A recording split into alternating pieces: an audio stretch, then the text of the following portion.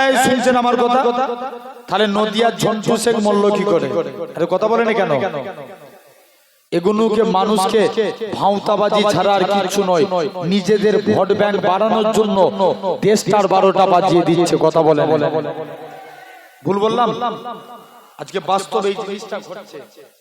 এই যে আমি একটু আগে বললাম না 26,000-এর মধ্যে কত হাজার চাকরি বাতিল হয়েছে মুসলমানদের, তাহলে বাদ বাকি তারা তো বলছে আমরা অন্য ধর্ম তোমাদের আমরা সব সময় করছি, তাহলে বলে 26 আরো 24,000 যে গেল, আমি ছেড়ে দিলাম 2,000 মুসলমানকে চাকরি দিতে হবে না, 24,000 কে আগে চাকরিতে জয়েন করিয়ে দেখাও তো দেখি। কথা বলতে পারবে? শরীফ আল্লাহুম্মা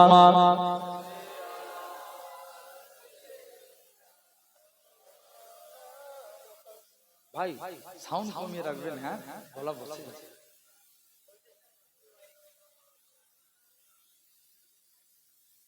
আমার ভাইরা, আব্বারা, তরুণেরা, তাহলে আসে, তাহলে আগামী দিনে দেখবেন ইংরেজদেরকে তাড়িয়েছিল হিন্দু মুসলমান একসঙ্গে মিলে। আজকে এরা যে জিনিসটা করতে চাইছে কেন্দ্রীয় সরকার, বিজেপি সরকার, ভাই ধর্ম নিয়ে কখনো রাজনীতি হয়? আওয়াজ দিয়ে কথা বলো না। আচ্ছা বলতে পারবেন আমাদের কোন মৌলী সাহেব বা অনেক ভাইজানদের আপনারা ওয়াজ শুনছেন, আমরা কখনো আমার হিন্দু ভাইদের ধর্মকে নিয়ে টার্গেট করে কোনোদিন কোনো বক্তব্য দিয়েছি? কোনোদিন দিই না। কারণ বিশ্বাস করেন অনেক হিন্দু ভাইরাও আমাদেরকে ভালোবাসে। কথা বলতে যে এরা আমাদের পীর বাবাদের সন্তান, এদেরকে আজও সমাজের মানুষ আমাদেরকে আজও মানে।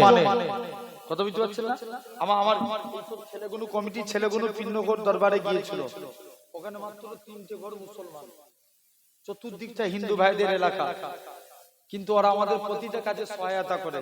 হুজুর কেবলা যখন ইন্তেকাল করলো 30 লক্ষ 25 লক্ষ মানুষ ওরা করলো কি, নিজেদের মন্দির খুলে দিয়েছে, বাতাসা পানি দিয়েছে মানুষকে, যাও তোমরা পীর বাবার জানাজার নামাজ আদায় করো। জোরে বলো সুবহানাল্লাহ। এই ভ্রাতৃত্ব আজও পশ্চিম বাংলার জমিনে আছে না নাই? আছে। কিন্তু এই জিনিসটাকে নষ্ট করতে চাইছে। শুনছেন না ভাই? কে কি পার্টি করবে, তোমরা পার্টি নিয়ে যা পারো করবে যাও, একটা কোনোদিন মুখ খুলবো না। চাই আমার ধর্ম হোক, অন্যের ধর্মকে যদি টার্গেট দিয়ে কথা বলো, মুখ খোলার দরকার আছে না নাই? আমার ভুল বললাম?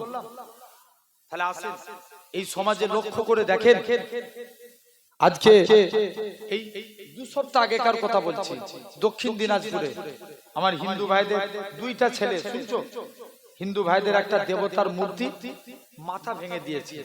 অন্যায় করেছে না? আর কথা বলেন, যে ধর্মেরই মানুষ ও অন্যায় করেছে, গ্রামের লোকেরা খুব ধরে খুব মেরেছে, লাস্টে গেলে স্বীকার করছে আমরা দুজনেই। এখন বলো অন রেকর্ড, আমি এতটুকু মিথ্যা বলি যাই না ভাই, ক্যামেরায় নিউজ করে দেখেলেন, বড় বড় নিউজরা প্রমাণ দিচ্ছে, গ্রামের লোকেরা বলছে প্রমাণ দিচ্ছে। যদি এখন ওরা ধরা না পড়তো, এই 10টা কাদের বুঝা যাচ্ছে না? পরিষ্কার ক্লিয়ার জেনে রেখে দেন।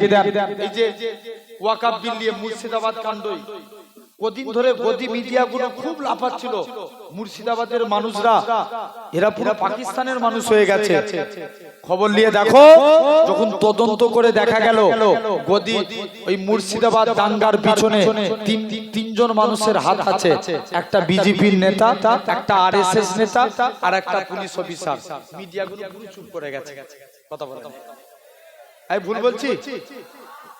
কিন্তু যদি না প্রমাণ হতো তাহলে কিন্তু আজও মুর্শিদাবাদ নিয়ে আজও কথা, বুঝছেন না আমার কথা?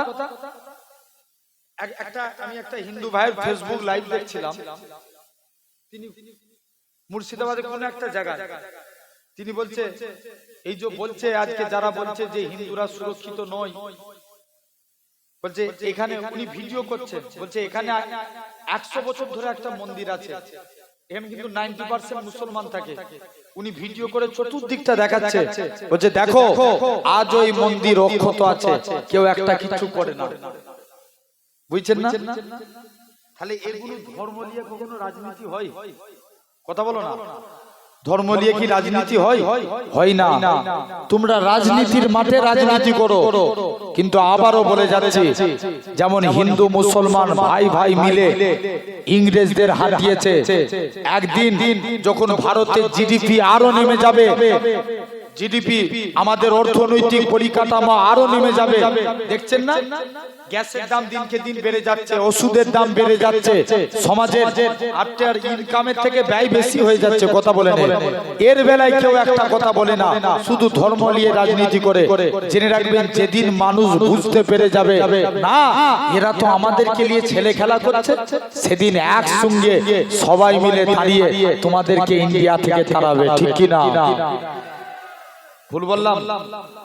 জেনে রেখে দেন, ক্ষমতা দেওয়ার মালিককে আল্লাহ, ক্ষমতা কেড়ে নেওয়ার মালিককে আল্লাহ। বেশ কিছুদিন আগে, ভোটের আগে এবছর বলেছিল ইস বার 400 বার, কথা বলেন বলেছিল তো, 100-200 গন্ডি পেরোতে হয়নি, কিন্তু আল্লাহ সূচনা দেখিয়ে দিয়েছে, জট না করলে জেপি ওই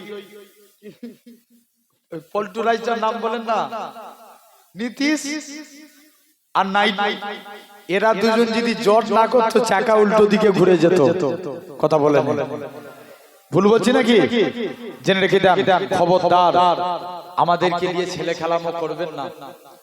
এই ওয়াকাফের সম্পত্তি ওয়াকাফের জায়গায় ফিরিয়ে দেন, নাহলে কি ভাবছেন আন্দোলন দেখেছেন কি, লক্ষ লক্ষ মানুষ এক সপ্তাহে নেমে গেছিল না রাস্তায়? আরে কথা বলেন কেন? প্রয়োজন পড়ে আমার ঘরের মা বোনেদেরকে সবাইকে নিয়ে রাস্তায় নেমে রাস্তা অচল করে দেবো, ঠিক কি না? যদি ওয়াকাফ বিল প্রত্যাহার হয়ে যায়, সবাই আমরা ভাই, স্বাধীনতা কেউ কারোর হারাতে চাই? আমার বাপের টাকা, আমার বাপের জায়গা, তোমার বাপের জায়গা তুমি অন্যজনকে দিয়ে দিবে? এই জোর করে বলো না, কেউ দিবে? কেউ দিবে না। জেনে রেখে দেন ভাইরা, আব্বারা, তরুণেরা, আসেন সমাজে দেখবেন তাহলে এরকম ভাবে আল্লাহ এই 60 বছর বয়স যারা বুড়ো হয়ে যায়, সরকার বলে তুমি এক্সপায়ার ডেট, তোমাকে আর চাকরি করা লাগবে না। যত বুড়ো হয় দুনিয়ার মানুষ তাদেরকে দূরে ছুঁড়ে ফেলে দেয়, আর আমার আল্লাহ বলছে, বান্দা তোরা যত বুড়ো হস আমি আল্লাহ আমার কাছে তত প্রিয় হয়ে যাস। জোরে বলো। কে বলছে? আল্লাহ বলছেন 1 থেকে 15 বছর যারা নাবালক, এদের নামে গুনাহ হবে? নবী বলছেন, কোন ব্যক্তি যদি সাবালক হওয়ার 1 মিনিট আগে মারা যায়, আল্লাহ তাকে বিনা হিসাবে জান্নাত দিবে। জোরে বলো। 2 নম্বর 15 থেকে 40, কত বললাম? 15 থেকে 40। কি আপনার এই 15 থেকে 40 বছর বয়সে যত মারামারি, যত কাটাকাটি, যত হানাহানি, পরের মেরেলিয়া, সব দেখবেন এই 15 থেকে 40 বছর বয়স হয়। এক্সাম্পল, এখন কি আর নেতারা কি ভালো? কথা বলেন। আরে ভয় করে না কি ভাই কাউকে? নেতা খাওয়ায় না আল্লাহ খাওয়ায়? তাহলে হক কথা বলবেন, বলেন। এখনকার নেতারা সব ভালো? 99% খারাপ, এরা 99% সব চোর, কথা বলেন। দেখবেন সব ভোটের আগে এরা ছিল ভিখারি, আর নেতা হওয়ার পরে হয়ে গেছে কোটিপতি। আছে না নাই? মনে করেন আপনি গরিব মানুষ, আপনার নামে একটা ঘর বেরিয়েছে, বলছে আমাকে 5000 টাকা দিয়ে চুপি চুপি তোর নামে ঘর লিখে দেবো। আছে না? হচ্ছে না? হয় না? জেনে রেখে দাও আমার ভাইরা, আব্বারা, তরুণেরা। আচ্ছা বলো তো ভাই, এখন কি বিচার ঠিক হয়? যদি বিচার ঠিক হতো তাহলে কিন্তু এই ময়ূর নাকি নাম ময়ূর আর বাংলা, একে 2 দিনের মধ্যে রাজ্য সরকার গ্রেফতার করত। এই সংবিধান বিরোধী কথা বলেছে না? আরে কথা বলে না কেন? আবার ডাইরেক্ট আপনার নিউজে বলছে সংবিধান তুলে দাও, বলা যাবে? এই কথাটা কি কথা? সংবিধান বিরোধী কথা না? জেনে রেখে দেন, পশ্চিম মেদিনীপুরের একটা ছেলে শুভেন্দু অধিকারী, ওই গ্রামের লোকেরা সাপোর্ট করে না, আর বাইরে নেতাগিরি ফুলাই শুধু মিডিয়া। জেনে রেখে দেন, উল্টো পাল্টা সমাজে দাঙ্গামূলক কথা বলেন তো ওকে অ্যারেস্ট করা দরকার না, দরকার আছে না? কিন্তু বলে করছে কি, কিন্তু ইনসাফ করে বলো, আজ যদি আমার ঘরের কোনো ছেলে একটা এরকম কথা বলে, দেখবেন পরের দিন অশোকনগর থানায় আপনাকে ডেকে পাঠাবে। বিচার ঠিক হয়? তাহলে আজ আমার সমাজে বিচার ঠিক হচ্ছে? বিচার ঠিক না, জেনে রেখে দেন ভাইরা, আব্বারা, তরুণেরা। কেমন বলেন তো আমাদের সমাজের বিচার কেমন হয়ে জানেন? টাকা যেদিকে বিচারের রায়, ভুল বললাম? একদম হাকিকত কথা ভাই, জেনে রেখে দাও। টাকা যেদিকে বিচারের রায় সেদিকে। লক্ষ্য করে দেখো যুবক, একটা হাদিস বলছি, হযরত ওমর একটা ইহুদির কাছে ঘোড়া কিনেছে। কি কিনেছে? ঘোড়া কিনেছে। ঘোড়া কিনে ওমর ঘোড়াটা নিয়ে চলে এসেছে। এখন ইহুদিকে টাকা দিয়ে দিয়েছে, কিছু দূর ঘোড়াটা নিয়ে এসেছে, এখন ঘোড়াটা জমিনায় পড়ে গেছে। ভাই এক্স্যাক্টলি আমরা হলেও কি বলবো? এই ধরেন সামনে কুরবানি আসছে, আপনি পশু কুরবানি করবেন, কিনে নিয়ে এসেছে, যদি পশু ন্যাংরা বা খোঁড়া হয়ে যায়, এসে চেঞ্জ করতে হবে না? হবে তো?